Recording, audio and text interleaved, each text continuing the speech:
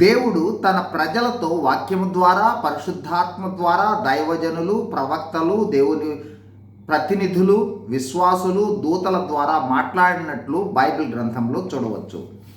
అట్లాగే దేవుడు నేరుగా మాట్లాడవచ్చు, పరిస్థితుల ద్వారా మాట్లాడవచ్చు, కళలు, దర్శనాలు, మెల్లని స్వరము, గంభీర స్వరము, మనస్సాక్షి మొదలైన వాటి ద్వారా మాట్లాడవచ్చు.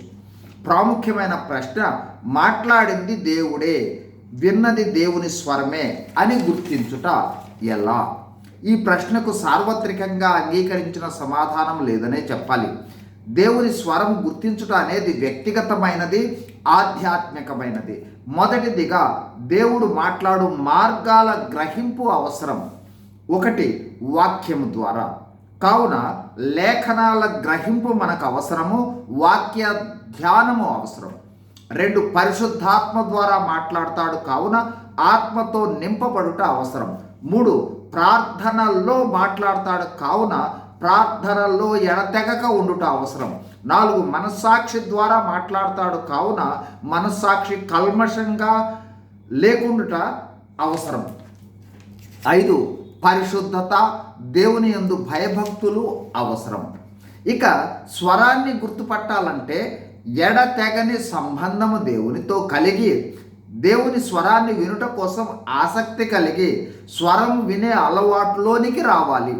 ప్రతిరోజు ప్రతి సమయంలో దేవుని చిత్తం గ్రహించుట కోసం దేవా నీవు నాతో మాట్లాడమని అడిగే అనుభవం ఉంటే కొంతకాలానికి దేవుని స్వరాన్ని గుర్తుపెట్టే అనుభవంలోనికి వస్తాం. ఇందుకోసం దేవునితో ఎడతెగని సంబంధం కలిగి ఉండాలి. గుర్తించుటకు సమయం పట్టవచ్చు, ఓపికగా కనిపెట్టాలి, అయితే వినగలం. తరువాత ఎడతెగక వినే అనుభవంలోనికి వస్తే సులువుగా గుర్తించగలం. ఉదాహరణకు, మన అమ్మ నాన్నలు సన్నిహితుల మన ప్రక్కన లేకపోయినా అనేక మందిలో కొద్ది దూరంలో ఉంటే వారు మాట్లాడినప్పుడు వారి స్వరము వింటే గుర్తుపడతాం కదా.